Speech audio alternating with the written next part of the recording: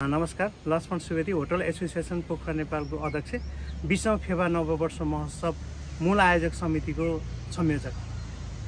Hotel सङ्घ पोखरा नेपालको यो पटकको महोत्सवलाई हामी विशेष बनाउने तयारीमा छौँ।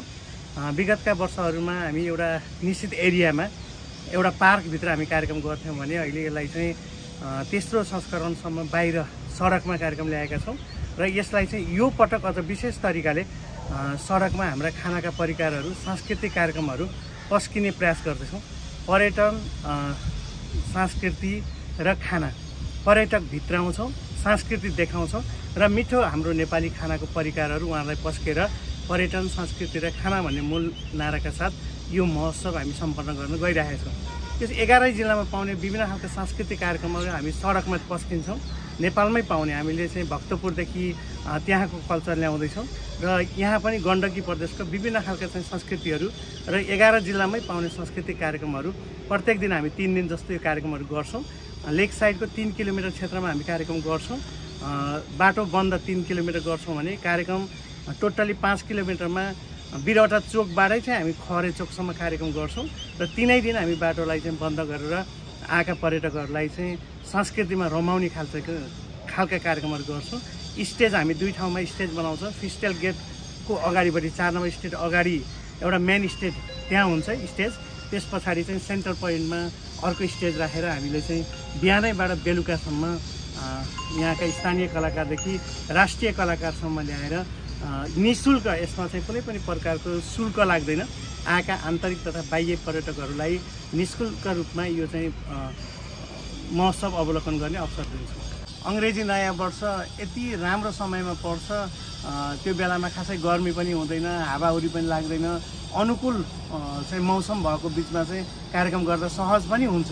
तर अहिले चाहिँ कस्तो छ भने हावाहुरी, अहिलेको मौसम हेर्नुहोस्, यस्तो खालको मौसममा कति बेला हावा लाग्छ, असिना पानी के आउने, यो चैते हुरी, यो बेलामा चाहिँ हामीले कार्यक्रम गर्दा सबैभन्दा ठुलो चुनौती भनेको मौसम नै हो। त्यस पश्चात आर्थिक रूपमा चाहिँ हामीले यो महोत्सवलाई सम्पन्न गर्नको लागि ठुलो धनराशि हामीले खर्च गर्नुपर्ने हुन्छ। यसको लागि कुनै पनि प्रकारका हामी पैसा तिर्ने, हाम्रा दर्शकहरूले पैसा तिर्ने खालका कार्यक्रमहरू केही पनि हुँदैन।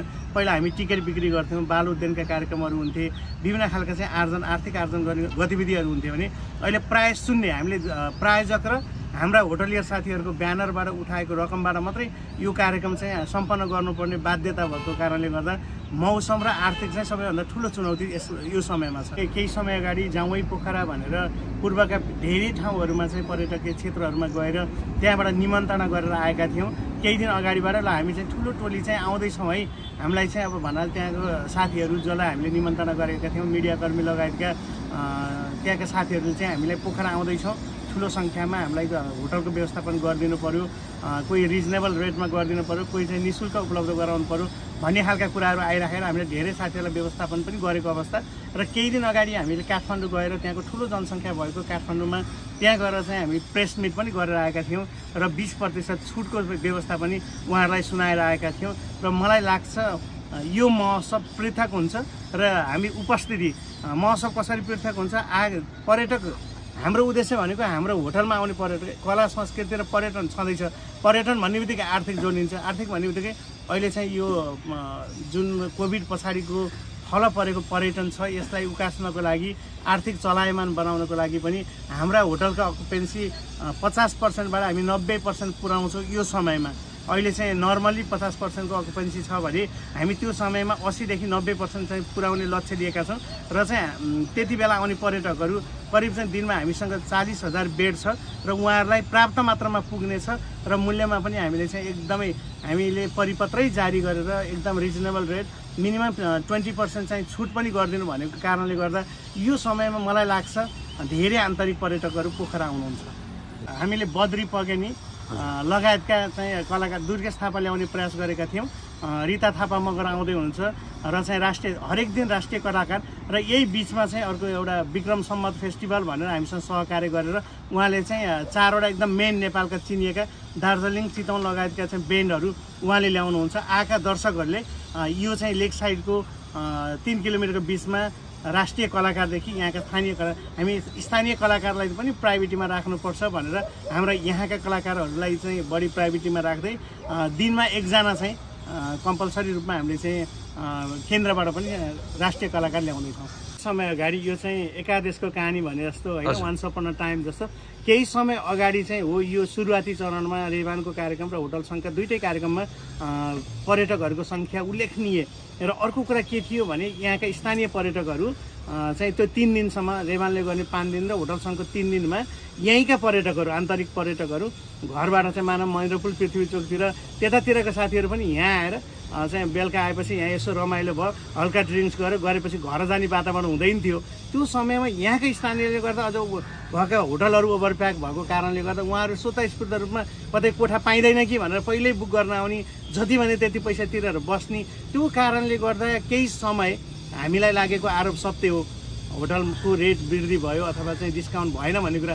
अहिले बिस्तारै के भयो भने जति 1 बजे 2 बजे 3 बजे जति बजे भए पनि यहाँका स्थानीय पर्यटकहरू घरमै फर्केर जाने अवस्था छ। त्यो पर्यटकहरू यहाँ बस्नुहुन्न। स्थानीय पर्यटकहरू अहिले वास्तवमा चाहिँ घुम्नकै लागि उद्देश्यले आएका आन्तरिक तथा बाह्य पर्यटक मात्रै होटलमा बस्ने कारणले गर्दा पनि हाम्रो अकुपेन्सी फुल हुँदैन र हामीले चाहिँ रेट पनि बढाउँदैनौँ। र यो समय फेरि हामीले विभिन्न चरणमा चाहिँ राज्यले घोषणा गरेका कुराहरू अथवा महानगरले घोषणा गरेका कुराहरू, महानगरले भ्रमण वर्ष पोखरा भ्रमण वर्ष भनेको छ, यो बेलामा पनि हामीले चाहिँ पर्यटक धेरै भित्राउनु पर्छ भनेर यो वर्षैभरि 20% छुटको व्यवस्था गरेका छौँ भने पोखरा चाहिँ पर्यटनको राजधानी भनेर 1 वर्ष अगाडि हामीले चाहिँ चैतको 4 गते घोषणा गरेका छौँ। त्यस पश्चात पनि पोखरामा रेट चाहिँ एकदम सामान्य रेटमा होटलका कोठाहरू पाइन्छ र रेस्टुरेन्टको मेन्यू पनि पुरानो मेन्यूमा हामीले चाहिँ सर्भिस गरिराखेको अवस्था छ। त्यसले गर्दा निश्चिन्त भएर आन्तरिक तथा बाह्य पर्यटकहरू यो बेलामा आउनु भने कहीँ कतै पनि उहाँहरूलाई महँगो पर्दैन। कोही कसैले त्यसरी चाहिँ अनजानमा त्यसरी चाहिँ रेट बढी लिनुभयो भनेदेखि हामीसँग अनुगमन समिति छ, विभिन्न उपसमितिहरू छन्, यहाँले हामीलाई कन्ट्याक्ट गर्नुभयो भनेदेखि हामी सुलभ मूल्यमा होटल पनि व्यवस्थापन गर्छौँ। कहीँ कतै उहाँले सेन्टरमा होटल खोज्नुभयो, केही होटलहरू सेन्टरका प्याक भए, त्यस पश्चात पोखरामा कतै होटल प्याक भएका कि भने फिल गर्नु पर्दैन। पोखराका विभिन्न ठाउँमा गएर 700 भन्दा बढी लेक साइड र ड्याम साइडमा मात्रै होटलहरू छन्। त्यसले गर्दाखेरि उहाँहरू निश्चिन्त भएर पोखरा आउनु भयो भने सामान्य रेटमा यो पछिको रेटमा भन्दा पनि अझ हामी चाहिँ 20% छुटमा व्यवस्थापन गर्छौँ। यो महोत्सव पोखराका पर्यटन व्यवसायीहरूले गर्दाखेरि हरेक व्यवसायीहरूले सबैको सहकार्यमा सहमतिमा चाहिँ कार्यक्रम गर्छौँ। रेस्टुरेन्ट एन्ड बार एसोसिएसन रेभानले कार्यक्रम गर्दा होटल सङ्घसँग सहकार्य गर्दै त्यो बेलामा हाम्रा होटलमा हामी छुट गर्छौँ। अहिले हाम्रो कार्यक्रममा उहाँहरूले मेनु नबढाइकन पुरानै मेनुमा उहाँले चाहिँ सर्भिस दिने चाहिँ व्यवस्था गर्नुभएको छ र गर्नुहुन्छ। उहाँहरूसँग हामी सहकार्य गर्दै हामी हरेक सङ्घ संस्था स्थानीय प्रशासनसँग बारम्बार मिटिङ बसेर यसलाई कसरी चाहिँ सहजीकरण गर्न सकिन्छ, आएका दर्शकहरूलाई दुःख दिन भन्दा पनि उहाँहरू कसरी सजिलो रूपमा आफू बस्ने होटलसम्म पुग्न सक्नुहुन्छ अथवा घुमेर फर्किँदाखेरि उहाँहरू चाहिँ होटलमा सहज रूपमा जान सक्नुहुन्छ भन्ने हिसाबले हाम्रो कार्यक्रममा फिडर रोडहरू हरेक ठाउँमा हरेक होटलमा पुग्न सकिन्छ। अर्को कुरा के छ भने हल्लनचोकबाट रेभानको कार्यक्रममा ठुलो भिड स्थानीय भिड पनि हुने र चाहिँ सबै बाटो बन्द गरेको कारणले चाहिँ यहाँले भनेको प्रश्नतिर हो। तर चाहिँ अहिले हाम्रोमा फरक के छ भने 4 नम्बर स्टेट नम्बर 4बाट हामी हल्लनचोकसम्मको मात्रै बाटो बन्द गर्छौँ र त्यो भित्री बाटोहरू फिडर रोडबाट हरेक होटलसम्म पुग्न सक्ने व्यवस्था छ। र अर्को कुरा एउटा मात्रै स्ट्रिट जुन चाहिँ 14 नम्बर छ त्यो स्ट्रिटमा चाहिँ अलिकति समस्या भएको कारणले 15 र 13बाट सहज रूपमा त्यहाँ चाहिँ खटिनु हुने सुरक्षाकर्मीहरू हाम्रा निजी सुरक्षाकर्मी र चाहिँ नेपाल प्रहरीका साथीहरूलाई उहाँहरूलाई हामीले परिपत्र जारी गरेर त्यहाँ भएका होटलहरूले पास लिएर आउनुहुन्छ र त्यो गाडीहरू सहज रूपमा त्यहाँ छिर्न दिनु, किनभने त्यो बाटो चाहिँ खुलेको नभएको कारणले गर्दा भनेर हामीले भनिसकेको अवस्थाले गर्दा कहीँ कतै पनि कुनै गाडीहरू पनि रोकिनु पर्दैन। यो पटक हामीले विशेष महोत्सवको रूपमा 20औं पटक महोत्सव मनाउँदैछौँ र पोखरालाई पर्यटकीय राजधानी घोषणा गरेको अवसर र चाहिँ पोखरा भ्रमण वर्ष घोषणा गरेको अवसर र यसलाई यो कारणले पनि हामीले विशेष बनाउँदैछौँ र 20% भन्दा बढी छुटको व्यवस्था गरेको अवसर। यो अवसरलाई सदुपयोग गर्ने गरी आन्तरिक तथा बाह्य पर्यटकहरूलाई पोखरामा यो पटकको नेपाली नयाँ वर्ष महोत्सव भव्यताका साथ मनाउन हामी पोखराका पर्यटन व्यवसायीहरू, पोखरेलीहरू र हामी पोखरामा रहेका सम्पूर्ण सङ्घ संस्थाहरूको बिचमा भव्य रूपमा चाहिँ नेपाली नयाँ वर्ष मनाउनको लागि पोखरा आइदिनको लागि उहाँहरूको सपरिवार इष्टमित्रजनहरूसँग परिवारसँग आइदिनको लागि हार्दिक अनुरोध गर्छु।